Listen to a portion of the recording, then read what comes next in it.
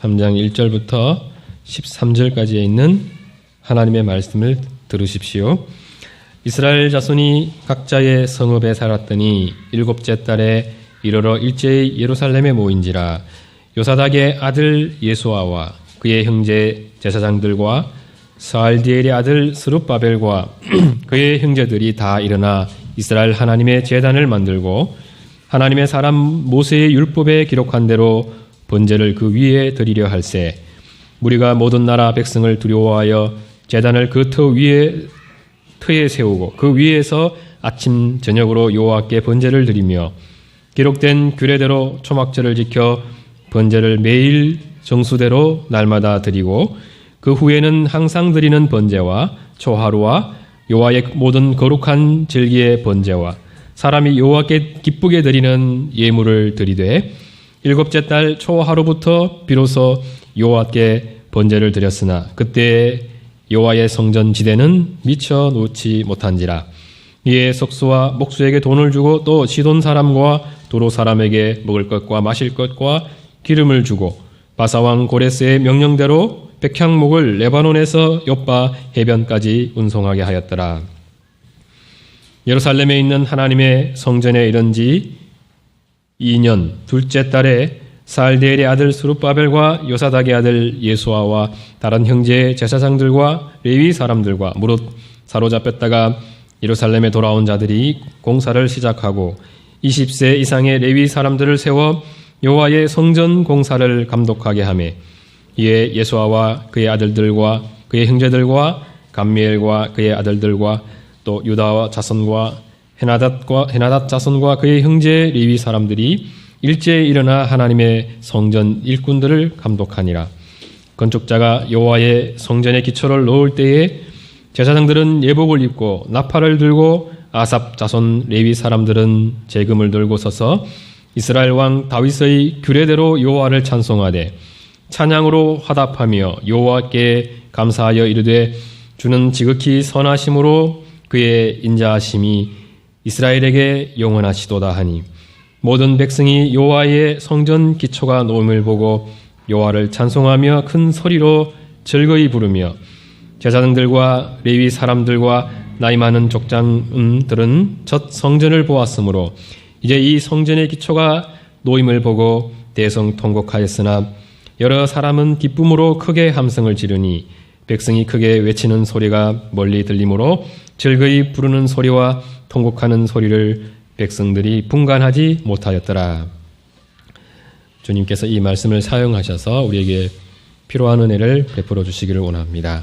에스라 3장은 바사왕 고레스의 조세에 따라 귀환한 이스라엘 백성들이 가장 먼저는 성전터 위에 제단을 설치해서 번제를 드렸다는 것을 보여주고 또 좀 더 시간이 지나서 마침내 성전의 기초를 놓는 그 장면이 기록되어 있습니다. 우리가 성경의 역사를 살필 때 늘 잊지 말아야 할 큰 전제가 있죠. 이사야 48장 11절 말씀을 제가 읽어드리겠습니다. 나는 나를 위하며 나를 위하여 이를 이룰 것이라. 어찌 내 이름을 욕되게 하리요 내 영광을 다른 자에게 주지 아니하리라. 하나님의 말씀입니다. 나는 나를 위하며 나를 위하여 이를 이룰 것이라. 주님의 변하지 않는 뜻이죠. 주님은 패배할 수 없으시고 또 실수할 수 없는 분이십니다. 결국은 승리하시는 분이시고 한치의 오차 없는 완전하신 분이십니다. 그러한 주님의 전능하심으로 주님의 뜻을 이루어 가시는 분이십니다. 하나님의 백성들은 그러한 주님을 아버지로 부르며 관계 맺고 살아가는 사람들입니다. 언약의 백성은 하나님과 하나된 백성이고 또 하나님의 책임 하에 있는 백성입니다. 하나님의 인도하심 속에 있는 하나님의 백성들이 가는 길은 우리가 생각하는 것과는 달리 최상의 길이죠. 항상 최상의 길입니다. 주님은 모든 것을 합력하여 선을 이루시는 전능하신 분이십니다. 우리는 우리의 의지와 계획에 의해서 우리 인생이 흘러가리라 생각할 때가 있죠. 그러나 세월이 갈수록 그것이 아니라는 것을 신자들은 고백하게 됩니다. 가시밭길을 걸어갈지라도 신자들에게 그 길은 가장 안전한 길입니다. 또 실패하는 것 같아도 그것이 결국 하나님의 승리를 향해 가는 길이죠. 우리는 주님을 바라보기보다는 인생의 파도를 바라볼 때가 많습니다. 그래서 두려움에 휩싸이고 내가 이곳에서 살아날 수 있을까, 벗어날 수 있을까 염려하면서 주님을 믿지 못합니다. 우리는 인생 광풍을 똑바로 바라보면서 내가 현실을 정확히 주시했다고 생각하죠. 그리고 내 예상대로 되리라 생각합니다. 그러나 신자들의 등 뒤에는 늘 주님이 계십니다. 바다 위를 걸어가는 베드로의 눈앞에 주님이 계셨습니다. 현실을 움직이는 것은 대개 파도죠. 그러나 주님과 함께하는 일들의 현실은 결국 주님의 손에 의해 펼쳐지게 됩니다. 그래서 주님을 보는 사람이 결국 현실을 제대로 보는 사람이 되게 되는 것이죠. 우리가 주님을 끝까지 주시하는 사람들이 되기를 바라시는 분이십니다. 그래서 진정한 현실의 사람들이 되기를 바라십니다. 전도서 기자가 전도서 1장 14절에서 다음과 같이 말씀합니다. 내가 해 아래에서 행하는 모든 일을 보았노라. 보라, 모두 다 헛되이 바람을 잡으려는 것이로다. 주님은 우리가 허상을 쫓는 것이 아니라 진정한 실체를 추구하는 삶을 살아가기를 바라십니다. 그 길을 추구할 때 우리는 염려와 두려움을 넘어서게 됩니다. 주님의 품 안에서 진정한 안식과 평강을 경험하게 되죠. 그러면서 주님을 높이고 또 주님께 모든 영광을 돌려드리게 됩니다. 주님은 주님의 백성들이 이러한 길을 가기를 바라십니다. 주님과 바른 관계 맺은 사람들, 깨어진 관계가 회복된 사람들 되기를 바라시죠. 그래서 마침내 우리가 주님을 인정하고 또 주님을 찬양하는 사람들이 되기를 바라십니다.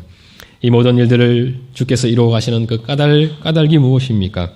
이사야 48장 11절 나는 나를 위하여 이를 이룰 것이라. 어찌 내 이름을 욕되게 하리요 내 영광을 다른 자에게 주지 아니하리라.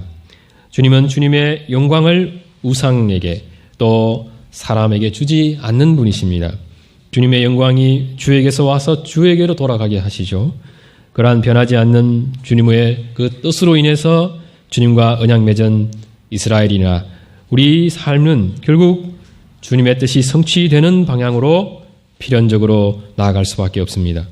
그것을 잘 보여주는 사건이 바로 이스라엘의 멸망이고 또 70년 만의 귀환입니다.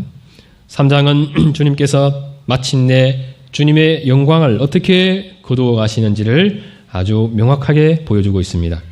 이스라엘은 하나님의 소유된 백성들입니다. 그들이 멸망하고 바벨론의 포로가 된 것은 동시에 하나님의 패배이고 하나님께서 바벨론으로 마치 끌려가셨다 해도 지나친 표현이 아닐 것입니다. 그렇게 하나님의 영광이 땅에 떨어지는 듯 했습니다. 주님께서 주님의 백성 이스라엘로 인해서 수치를 당하신 것입니다. 그러나 이스라엘에게 주신 하나님의 본 마음이 무엇입니까? 내가 너를 반드시 고치겠다는 것이죠. 너가 고쳐지기를 포기한다 하더라도 내가 너를 고치겠다는 것입니다. 그렇게 하기 위해서 하나님께서 하신 두 가지 일이 있죠. 하나는 이스라엘을 징계의 매로 때리시는 일이었습니다. 또 하나는 이스라엘로 인한 모든 수치를 하나님께서 감당하신 것입니다. 주님은 무려 70년 동안 포로자들의 하나님이죠. 이제는 보잘것없는 이스라엘의 하나님으로 긴 세월을 보내고 계셨습니다. 이 기간 동안 이스라엘은 하나님의 무력함을 철저히 경험했을지 모릅니다. 더 이상 기도를 듣지 않는 하나님으로 인해서 하나님에 대한 그 실망감이 아마 최고조에 이르렀을 수 있습니다. 그러나 이 기간은 어떤 기간입니까? 하나님께서 이스라엘에 대해서 길이 참으시며 기다리는 시간이었습니다. 탕자가 돌아오기를 바라는 아버지의 마음으로 그 수치와 이스라엘의 그 모든 원망을 참고 견딘 것이죠. 주님께서 그렇게 하신 것은 바로 이스라엘을 사랑하셨기 때문입니다. 이사야 49장 15절이죠. 여인이 어찌 그 젖 먹는 자식을 잊겠으며 자기 태에서 난 아들을 긍휼히 여기지 않겠느냐.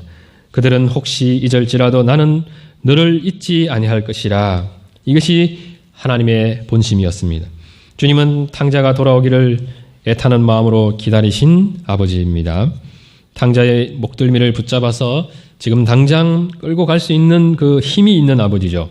그런데도 기다리시는 것은 주님께서 이스라엘을 아들로 여기셨기 때문이죠. 아들의 그 지위를 인정하시기 때문입니다. 그렇게 하나님의 오랜 긍휼 아래 보낸 시간이 70년입니다. 그 세월을 보내며 이스라엘은 그 마음이 하나님 앞에 낮아졌습니다.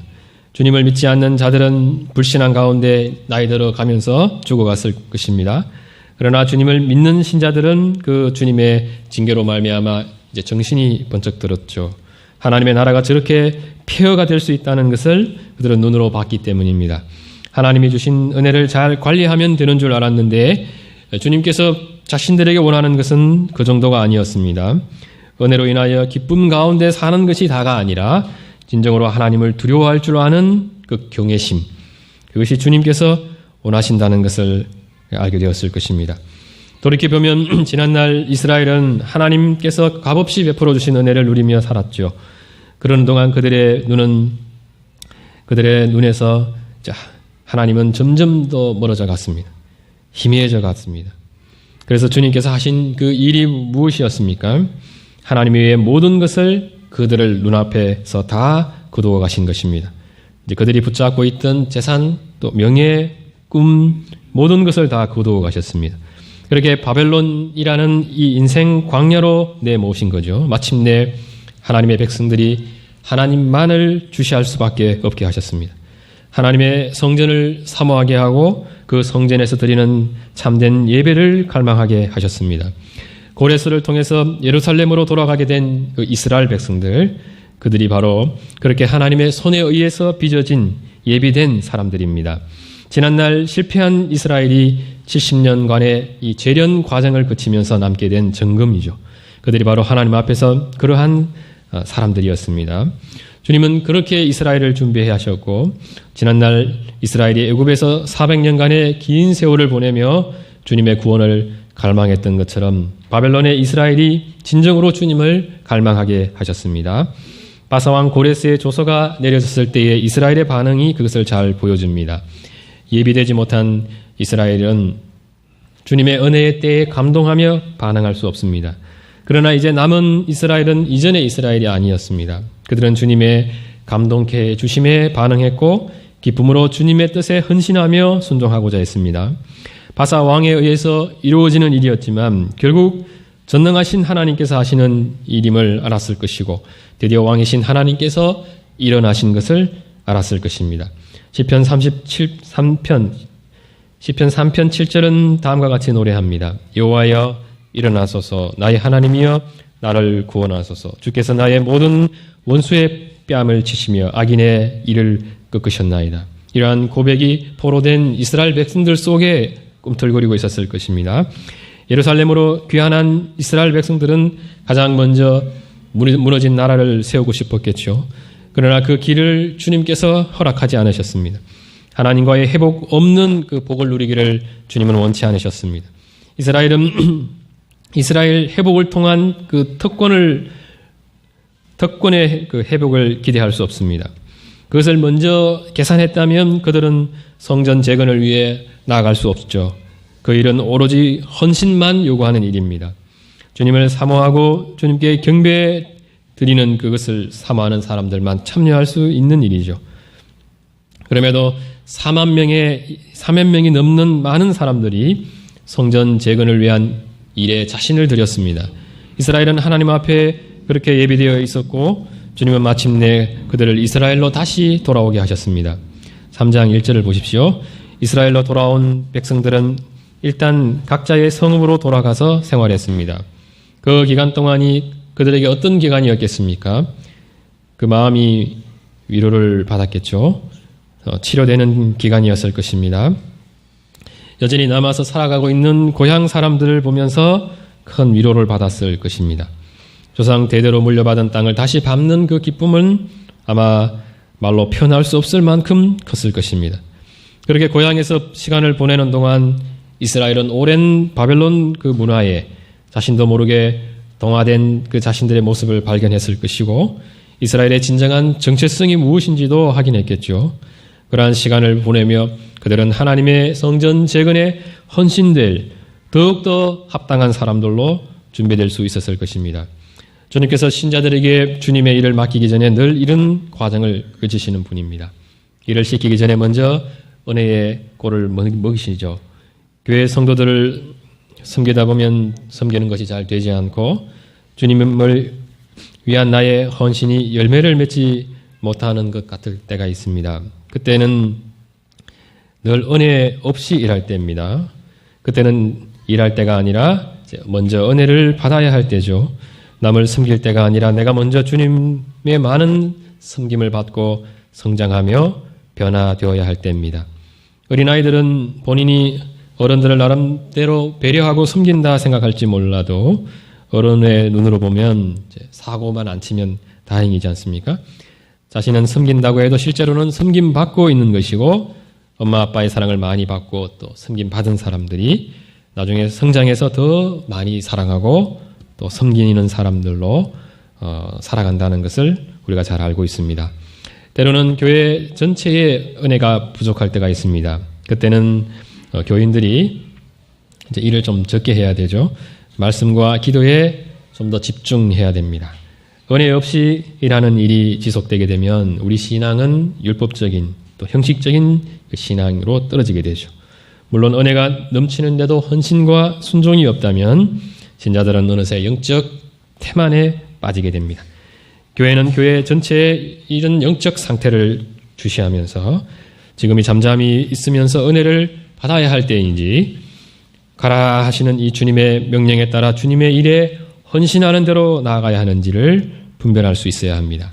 이 일 역시 주님의 은혜를 잘 받아가면서 감당해 갈 수 있습니다.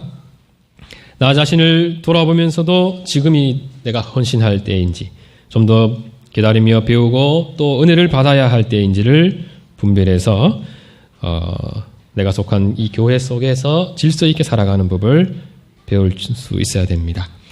때로는 교회 신자들이 별로 하는 것도 없는 것 같은데 교회 속에 큰 영적인 갱신과 또 성장의 역사가 두드러지게 나타날 때가 있습니다.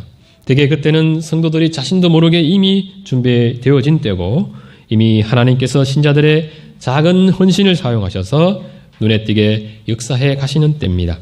이런 모습을 보면서도 우리는 우리 교회를 주님께서 어떻게 인도해 가시는지 또 우리 신앙의 현 주소가 어떠한지를 분별할 수 있어야 합니다. 자기 고향에서 얼마간의 시간을 보내며 영적 회복기를 보낸 이스라엘이 드디어 성전 재건을 위한 첫 발을 내딛게 됩니다. 7째 달이 되어 일제히 예루살렘으로 모인 것입니다. 이날은 이스라엘의 주요 절기인 나팔절입니다. 하나님의 말씀을 따라 이스라엘 온 백성들이 절기를 지키기 위해서 모였죠. 그 지키는 것 자체가 하나님의 말씀에 대한 순종과 또 헌신입니다. 이스라엘에 모였을 때 그들이 한 일, 2절을 보십시오. 요사닥의 아들 예수아와 그의 형제 제사장들과 스알디엘의 아들 스룹바벨과 그의 형제들이 다 일어나 이스라엘 하나님이 제단을 만들고 하나님의 사람 모세의 율법에 기록한 대로 번제를 그 위에 드리려 할세. 그들이 가장 먼저 한 일은 과거 성전이 있던 그 자리에 하나님의 제단을 만드는 일이었습니다. 그 일은 하나님께 드려지는 헌신의 첫 단추죠. 제단을 사용해서 하나님께 이제 제사 드리는 일 할 수 있기 때문입니다. 이 구절에서 이스라엘 하나님이란 말이 있죠. 구약 성경에 많이 등장하는 표현인데 이 말은 하나님과 이스라엘은 언약 관계에 있다는 것을 표현해 주는 말입니다. 이스라엘은 하나님의 자녀, 하나님의 아내, 또 하나님의 백성이라는 뜻이 포함되어 있습니다. 또 하나님은 이스라엘의 하나님이고 이스라엘의 남편이시고 이스라엘을 다스리시는 왕이심을 의미하고 있습니다. 3절을 보십시오. 무리가 모든 나라 백성을 두려워하여 제단을 그 터에 세우고 그 위에서 아침 저녁으로 여호와께 번제를 드리며, 그러니까 무리가 모든 나라 백성을 두려워하여. 이 말은 비록 무리가 열국 백성을 두려워하였지만, 이렇게 번역하면 좀 더 쉽게 이해됩니다. 비록 무리가 열국 백성을 두려워하였지만, 제단을 덫에 위에 세웠다는 거죠. 이 말씀을 보면 당시에 그 성전 재건을 위해서 헌신하려고 했던 이스라엘 백성들 마음속에 두려움이 있었다는 것을 알 수 있죠. 이것은 성전 재건을 싫어하고 또 언제든지 방해할 수 있는 강한 힘을 가진 그 세력들이 있었음을 암시합니다. 우리는 이것을 쉽게 이해할 수 있습니다. 하나님의 백성들이 하나님의 뜻에 순종하는 거룩한 일을 시작하려고 할 때 가장 먼저 찾아오는 것 중 하나가 바로 두려움입니다. 그냥 머릿속으로 이런 일 저런 일을 상상할 때는 즐겁죠. 머릿속으로 성전을 재건하기 시작해서 완성하는 이런 헌신이 필요치 않습니다. 그러나 막상 헌신을 이제 해야 하는 순간과 맞닥뜨리게 되면 두려움이 오게 됩니다. 불투명한 미래의 삶에 대한 두려움, 경제적 손실에 대한 또 두려움, 성전을 짓는데 사람들이 방해하면 또 어떻게 하는가, 또 성전을 완공할 수 있을까 하는 두려움, 염려. 저렇게 사람들이 헌신한다고 했는데 어느 순간에 또 다 또 사라지고 없으면 어떻게 하나 하는 이런 걱정, 이런 것들이 오게 되죠. 그리고 때로는 이것이 현실로 또 나타납니다.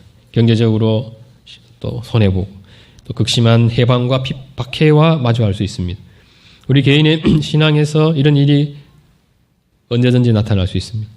어느 때가 되어 이제 정신을 차리고 신앙생활을 잘 해봐야지, 내일 아침부터 기도해야지, 이렇게 마음 먹고 나면 참 신기하게도 그동안 또 없었던 일이 생기고 또 없었던 스케줄이 생기고 또 안 받던 사람들의 회방과 핍박을 또 받을 때가 있습니다.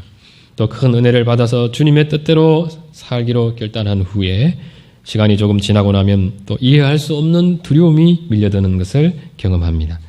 이는 우리의 타락한 본성이 하나님의 뜻에 순종하기를 싫어하는 마음이 있기 때문입니다. 은혜를 받을 때는 저 높은 곳까지 막 날아서 갈 것 같죠. 근데 막상 가려고 발을 떼게 되면 갈 길이 생각보다 멀어서 낙심과 두려움에 빠지게 되는 경우가 많습니다.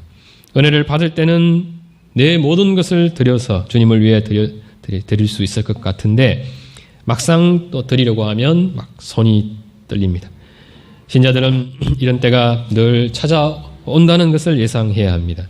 신앙생활을 또 제대로 하려고 하면 이전에 없었던 어려움이 올 수 있다는 것을 예상하면서 동시에 무엇을 감당해 가는 것입니까? 열심히 기도하는 것이죠. 두려움이 찾아오는 순간 이제 본격적으로 하나님을 믿고 기도해야 하는 때로 받아들여야 합니다. 그렇지 않고 다시 그 자리에 주저앉게 되고 그 일이 반복되게 되면 영적 패배주의에 빠지게 됩니다. 그래서 어느 순간에 영적 무기력한 그 신앙생활이 일상이 되어버리죠. 일정 기간 동안 아침이나 저녁 새벽기도 생활을 해보면 이것을 아주 생생하게 체험하게 됩니다. 기도하기 시작하면 그동안 잠잠하던 또 사단도 함께 부지런히 일한다는 것을 알 수가 있습니다. 신자들은 그러한 두려움이 찾아올 때 그 두려움을 넉넉히 이길 수 있는 그 힘을 하나님께서 주신다는 것에 대한 그 믿음을 굳게 붙들 수 있어야 합니다. 그래서 뒤로 물러가서는 안 됩니다. 더 힘있게 그 영적 투쟁으로 나아가게 되면 어느 순간 우리 마음에 영적 담대함이 생기게 됩니다. 더 큰 믿음으로 주님의 일에 헌신하게 되는 것을 경험하게 되죠. 신자들이 주님을 위해 무엇을 하든지 그 일을 중단 없이 담대하게 지속적으로 해 가려고 할 때는 반드시 기도하는 일이 있어야 합니다. 지속적으로 하려면 지속적으로 기도해야 됩니다. 담대하게 하려면 하나님 앞에 담대하게 기도할 수 있어야 합니다. 3절을 보면 이스라엘 백성들이 결국은 성전 터에 제단을 세우고 아침 저녁으로 여호와께 번제 드렸음을 알 수 있습니다. 두려움을 믿음으로 이겨낸 것이죠. 4절을 보면 그들은 규례대로 초막절을 지켰고 또 번제를 매일 드렸습니다. 일곱째 달 첫날이 나팔절이고 그 후에 이제 10일, 일곱째 달 10일은 대속제일, 또 15일부터 일주일간 초막절을 지키게 되는데 이제 매 드리는 번제 짐승의 수나 이런 것들이 다르죠. 이스라엘은 그 기간 동안 하나님 앞에 드려야 할 번제를 정수대로 잘 드렸습니다.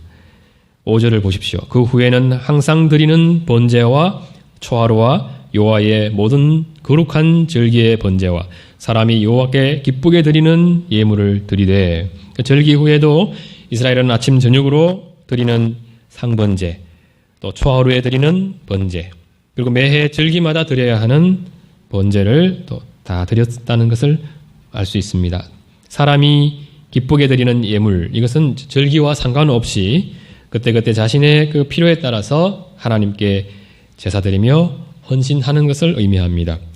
이스라엘은 아마도 바벨론에서 살아가면서도 회당 중심의 신앙생활을 지속했을 것이고 또 번제 드리는 일도 감당해 왔을 것입니다. 그렇게 이방 땅에서 드렸던 그 헌신을 이제 하나님의 성전트 위에서 감당할 수 있게 되었을 때 그들의 감회가 어떠했을지 우리가 조금은 짐작해 볼 수 있습니다. 아마도 꿈꾸는 것 같이 느껴졌을 사람이 많았을 것입니다. 시편 126편 1절이 그것을 잘 보여줍니다. 여호와께서 시온의 포로를 돌려보내실 때에 우리는 꿈꾸는 것 같았도다. 시편 126편은 바벨론 포로 귀환에 대한 그 이스라엘의 감회를 노래하는 시입니다. 예루살렘 성전을 향해 나아가며 부르기 위해 지은 시죠. 여호와께서 시온의 포로를 돌려보내실 때에 우리는 꿈꾸는 것 같았도다. 그때 우리 입에는 웃음이 가득하고 우리 혀에는 찬양이 찼었도다. 그때 문나라 가운데서 말하기를 여호와께서 그들을 위하여 큰 일을 행하셨다 하였도다. 여호와께서 우리를 위하여 큰 일을 행하셨으니 우리는 기쁘도다. 그들의 헌신이 지속되었다는 것은 성전 재건을 위한 그들의 준비 역시 지속되었음을 보여주는 것이고, 그들이 얼마나 성공적으로 열국 백성들로 인한 두려움을 또 잘 이겨냈는지도 보여줍니다. 6절을 보면 번제는 드리고 있었지만 아직까지 여호와의 이 성전의 지대, 성전의 기초석을 놓지 못했습니다. 7절을 보면 이 일이 어떻게 준비되고 있는지 나타나죠. 이에 석수와 목수에게 돈을 주고 또 시돈 사람과 도로 사람에게 먹을 것과 마실 것과 기름을 주고 바사왕 고레스의 명령대로 백향목을 레바논에서 욥바 해변까지 운송하게 하였더라. 결국 성전 재건에 대한 이 명령은 바사왕 고레스의 명령이었습니다. 반드시 이제 순종해야 되는 명령이죠. 누구도 이제 막을 수 없는 명령입니다. 그래서 모든 준비 작업이 순조롭게 진행될 수 있었을 것입니다. 하나님께서 얼마나 기묘하신 방법으로 일하는지를 잘 보여주고 있습니다. 그렇게 성전 재건을 위한 준비 작업이 포로 귀환한 그 다음 해 5월에서 6월까지 계속되었는데, 총독 스룹바벨과 대제사장 예수아를 중심으로 모든 일이 질서 있게 진행되어서 10절을 보면 마침내 성전의 기초가 놓이게 되는데, 기초를 놓는다는 것은 이미 완성에 필요한 모든 재료가 준비되었다는 것을 보여줍니다. 그리고 완성될 성전에 대한 설계와 모든 건축 과정이 치밀하게 준비되었으리라는 것을 추측할 수 있습니다. 그러한 모든 준비를 마침과 동시에 성전의 기초를 놓는 그 감격의 순간을 에스라서가 다음과 같이 잘 기록하고 있습니다. 10절에서 13절까지 말씀이죠. 건축자가 여호와의 성전의 기초를 놓을 때에 제사장들은 예복을 입고 나팔을 들고 아삽 자손 레위 사람들은 제금을 들고 서서 이스라엘 왕 다윗의 규례대로 여호와를 찬송하되 찬양으로 화답하며 여호와께 감사하여 이르되 주는 지극히 선하심으로 그의 인자하심이 이스라엘에게 영원하시도다 하니, 모든 백성이 여호와의 성전 기초가 놓음을 보고 여호와를 찬송하며 큰 소리로 즐거이 부르며, 제사장들과 레위 사람들과 또 나이 많은 족장들은 첫 성전을 보았으므로, 그러니까 이전에 무너지기 전에 성전 본 사람들입니다. 그 기억이 있는 사람들이 이 성전의 기초가 다시 놓여지는 것을 보고 대송통곡하였으나 여러 사람은 기쁨으로 크게 함성을 지르니 백성이 크게 외치는 소리가 멀리 들리므로 즐거이 부르는 소리와 통곡하는 소리를 백성들이 분간하지 못하였더라. 이 모습이 어떤 모습입니까? 하나님의 은혜로 인한 큰 감사와 감격 속에서 울며 기뻐하며 주님을 찬양하며 예배드리는 모습입니다. 그리고 이는 동시에 이스라엘의 하나님께서 마침내 승리하셨고 주님의 영광을 주님께로 온전히 되돌리시는 그런 모습입니다. 지극히 선하심으로 그의 인자하심이 이스라엘에게 영원하시도다. 이 찬양드리는 이 고백은 주님께서 이스라엘에게서 가장 듣고 싶은 고백이죠. 주님으로 인하여 크게 소리치며 찬양드리는 모습, 또 울며 통곡하는 이 모습은 주님께서 하나님의 백성 그 이스라엘에게 가장 보고 싶어하는 모습입니다. 이 모습은 이스라엘이 마침내 주님의 품으로 돌아왔다는 것을 보여주는 것이고 주님께서 돌아온 탕자를 이제 껴안아 주시는 그런 장면입니다. 주님은 이때를 위해서 이스라엘을 징계하신 거죠. 지난 70년간 침묵하며 오랜 세월 그 많은 수치를 참고 기다리셨습니다. 그리고 마침내 다시 이스라엘을 이제 부르셔서 그들의 이런 심령에서 터져나오는 감사와 찬양을 받으셨습니다.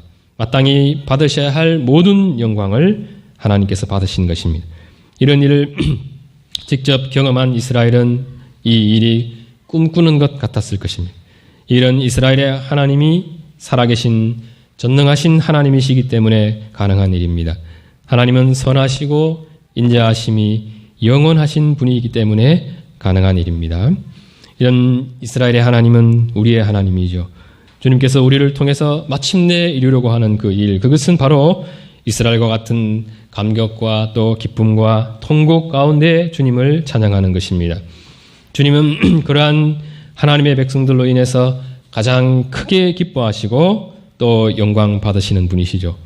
오늘날 우리 교회는 지난날 그 기쁨과 또 감격 속에 자주 젖어들었던 그 교회의 모습에서 많이 멀어져 왔습니다. 내가 하나님 앞에 기뻐하며 통곡하며 예배 드렸던 때가 언제였는가 돌아보게 되면 마치 성전은 사라지고 이제 터만 남은 예루살렘 성전의 터처럼 오랜 과거의 일로 기억 속에만 남아있는 분들이 있을 것입니다. 우리의 모습 또 우리 교회들의 모습이 그러하다면 이는 참으로 안타까운 일이 아닐 수 없습니다. 우리가 주님으로 인해 우리의 심령의 기쁨이 가득 차지 않는 한 우리는 주님을 기쁘시게 할 수 없고 또 주님께 영광 돌려드렸다 말할 수 없습니다. 그리고 우리가 그처럼 큰 기쁨과 감격 가운데 하나님께 예배 드리려고 하는 그 거룩한 목표가 없다면 우리의 삶은 우리의 신앙은 방향을 잃은 것과 같습니다.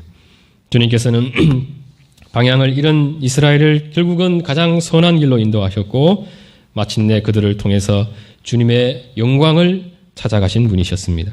주님은 그 일을 우리와 우리의 교회들 속에 동일하게 이루어 가시는 분이십니다. 때로는 우리를 징계하실 것이고 때로는 또 감당할 수 없는 은혜를 부어주시기도 하실 것입니다. 우리의 교회는 우리 자신을 보면 소망 두기가 쉽지 않죠. 그러나 주의 백성들을 인도해 가시고 마침내 하나님의 백성답게 만들어 가시는 분은 하나님이십니다. 그 하나님 앞에 우리 반응이 어때야 마땅하겠습니까? 전적인 순종과 헌신으로 계속해서 나아가는 것입니다. 말씀과 기도에 헌신하며 가는 것이죠.